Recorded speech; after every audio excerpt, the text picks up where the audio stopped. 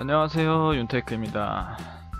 요즘 많은 부동산 규제로 이 생활형 숙박시설에 자금이 몰리고 있는데, 이 생활형 숙박시설 청약을 이용하면은 리스크 없이 투자가 가능합니다.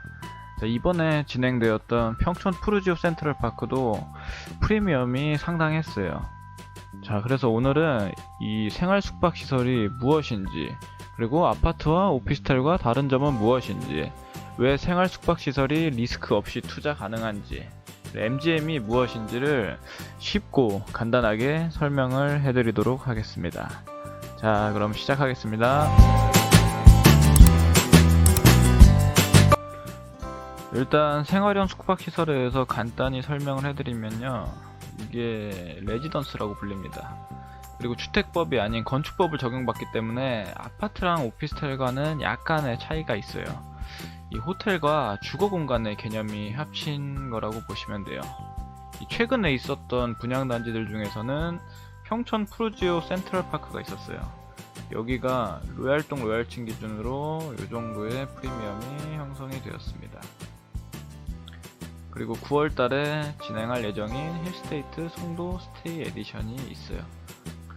좀 더 궁금하신 분들은 여기 분양했던 단지들 홈페이지 들어가서 보시면은 좀 이해되시는데 도움이 될 것 같습니다.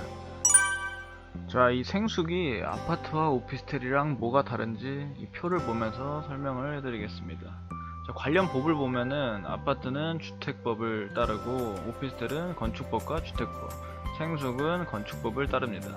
공부상의 용도는 공동주택, 이거는 업무시설, 생숙은 숙박시설로 들어갑니다. 실질 용도를 보면은 아파트는 주택으로 들어가고 오피스텔은 주택 또는 업무시설로 들어갑니다. 생숙은 주택 또는 숙박시설로 들어가게 됩니다. 자, 취득세가 이번에 부동산 규제로 많이 올랐죠? 1주택 같은 경우는 1%에서 3%, 2주택은 8%, 3주택 이상과 법인은 12%를 냅니다.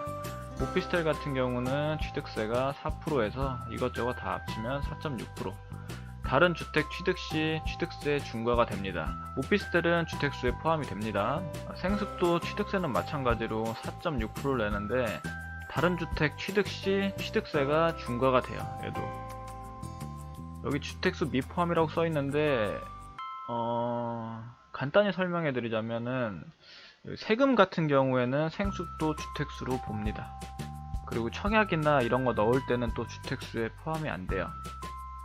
자, 예를 들어서 내가 아파트가 한 채 있는데 만약에 생활 숙박시설을 샀다. 그러면은 취득세 중과가 안 됩니다. 왜냐하면은 이거를 주택으로 신고 안 하고 상업시설로 신고하게 되면은 주택수에 포함이 되지 않기 때문에 취득세를 중과할 필요가 없죠. 이와 반대로 생숙에 내가 주거용으로 살고 있다가 다른 아파트를 취득할 시에는 취득세가 중과가 됩니다. 이게 조금 헷갈릴 수도 있는데 어떻게 이해되셨나요? 이게 복잡하면은 그냥 간단하게 세금 같은 거 계산할 때는 주택수에 포함이 되고 청약 같은 거 할 때는 주택수에 미포함이 된다고 생각하시면 될 것 같습니다. 자, 아파트의 경우는 재산세가 0.1%에서 0.4%, 오피스텔은 업무용은 0.25%, 주거용은 0.1에서 0.4%, 생숙은 0.25%를 냅니다. 종부세 같은 경우는 생숙은 면제 대상이에요. 아파트는 과세 대상, 오피스텔도 주거용만 과세 대상에 해당됩니다. 그리고 다주택 양도세 중과 여부를 보면은 아파트는 당연히 다주택 중과가 됩니다. 분양권하고 입주권도 모두 포함이 돼서 됩니다. 마찬가지로 주거용 오피스텔은 주택수 포함 중과가 됩니다. 단 분양권은 주택수에 포함이 안 됩니다. 이게 아파트와 다른 점이죠. 생숙의 경우도 주거로 사용 시에는 주택수에 포함돼서 중과가 됩니다. 이것도 오피스텔과 마찬가지로 분양권은 주택수에 포함이 안 됩니다. 1주택 비과세는 모두 가능하고요. 단기 양도세 같은 경우도 이번 부동산 규제로 올랐죠. 1년 미만은 70%, 2년 미만은 60%. 주거용 오피스텔의 경우도 주택 단기 양도세랑 동일합니다. 생숙의 경우는 1년 미만이면 50%, 2년 미만이면 40%입니다. 분양권 양도세를 보면은 아파트의 경우는 분양권 양도세가 중과되지만 오피스텔과 생활숙박시설은 중과가 안됩니다. 그리고 전매 제한을 보면은 아파트는 규제지역에서는 전매 제한이 있어요. 지금 거의 다 규제지역으로 돼가지고 대부분 다 전매 제한에 걸려있죠. 그리고 오피스텔도 규제지역은 전매 제한에 걸립니다. 이 생수계에 투자자들이 많이 몰리는 이유가 이 전매 제한이 없어요. 이게 엄청 큰 메리트입니다. 지금 다른 게 다 전매로 묶여있기 때문에 생수계에 이렇게 자금들이 몰린다고 보시면 돼요. 그리고 청약 규제를 보면은 아파트의 경우는 청약 통장이 필요하죠. 그리고 지역이 어디냐에 따라서 재당첨 제한이 걸립니다. 하지만 오피스텔하고 생활 숙박시설의 경우는 청약 통장도 필요가 없고 재당첨 제한에 걸리지가 않습니다. 이런 이유 때문에 생숙이 안전하게 리스크 없이 투자가 가능해요. 난 청약 통장이 필요 없기 때문에 제가 기존에 쌓아놨던 청약 통장을 안 쓰죠. 그리고 전매 제한이 없기 때문에 당첨되고 바로 팔아도 상관이 없습니다. 그리고 뭐 만에 하나 당첨됐는데 프리미엄이 형성이 안 됐다. 그럼 계약 안 하시면 됩니다. 그래서 생숙은 리스크가 전혀 없어요. 안심하시고 투자하셔도 됩니다. 그래서 이런 이유 때문에 경쟁률이 엄청 세요. 자, 다음으로 대출 규제를 보시면은 아파트만 적용받고 오피스텔과 생숙은 적용을 받지 않습니다. 그리고 전입신고, 담보대출, 전세대출 같은 경우는 아파트, 오피스텔, 생숙 모두 다 가능합니다.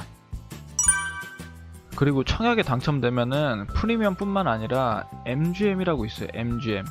만약에 프리미엄이 형성 안 돼 있어도 계약만 하더라도 수수료를 받을 수가 있습니다. 멤버스 겟 멤버스라고 해서 시행사가 부동산에게 주는 수수료입니다. 이번에 분양하는 송도 스테이 에디션과 이번에 분양했던 오송 대강 로제비앙 같은 경우는 100만원이었어요. 보통 분양 사이트 들어가시면은 관심 고객 등록이라고 써져 있어요. 여기 만약에 등록을 하시면은 뭐 추첨을 통해서 커피 같은 거 하나 기프티콘으로 보내주는 대신 그분들은 MGM을 받습니다. 그래서 양심 있는 곳은 50% 정도 돌려주는 데가 상당히 많아요. 잘 찾아보시면은 MGM을 50% 정도는 받을 수가 있습니다. 자, 여기까지 아파트랑 오피스텔이랑 생수기랑 비교를 해드렸어요. 어떻게 다 이해가 잘 되셨나요? 뭐 이해가 안 가시는 부분이 계시면은 밑에 댓글 달아주시면은 제가 답변을 달아드리도록 하겠습니다. 그리고 이번에 이 생활형 숙박시설 분양이 있어요. 힐스테이트 송도 스테이 에디션이라고. 이게 요즘 송도가 분위기가 안 좋아가지고 어떨지는 모르는데 어차피 리스크가 없는 투자이기 때문에 꼭 한번 해보시길 바랍니다. 청약 접수는 9월 7일부터 9월 9일까지, 당첨자 발표는 9월 11일. 총 5개 군이 있는데 군당 100만원이에요. 근데 이것도 다 쓸 필요는 없고 괜찮은 군이 있거든요. 그거 제가 정리해서 영상 올리고 여기 밑에 달아 놓을게요. 그거 보시고 괜찮은 군만 청약을 하시면 됩니다. 이게 당첨 여부와 관계없이 청약 신청금은 한 달 이내에 환불이 됩니다. 뭐 빨리 주는 데는 뭐 일주일 만에, 뭐 2주일 만에 주는 데도 있긴 한데 그냥 한 달 이내라고 생각하시면 마음이 편합니다. 절대 떼일 일이 없어요. 그리고 당첨이 됐는데 프리미엄이 형성이 안 됐다, 근데 가지고 가기가 불안하다 하시는 분들은 그냥 계약 취소하시면 돼요. 아니면 프리미엄 없이 사고 싶으신 분들이 있다 그러면은 계약하고 그분한테 넘기기만 해도 MGM으로 소액이라도 벌 수가 있습니다. 자, 이 투자는 어차피 정보야 제가 드리니까 따로 공부하실 필요 없고 운하고 200만원만 있으시면 됩니다. 200만원도 한 달 안에 다시 돌려받는 금액이에요. 그래서 이 정도면 리스크가 아예 없는 안전한 투자라고 보시면 됩니다. 자, 송도 스테이 에디션 이거 분석해서 영상을 곧 올려드리도록 하겠습니다. 오늘 내용이 도움이 되셨다면 구독과 좋아요 부탁드립니다. 그리고 알림 설정 하셔서 이런 투자 정보 놓치지 마시길 바랍니다. 오늘도 시청해주셔서 감사합니다.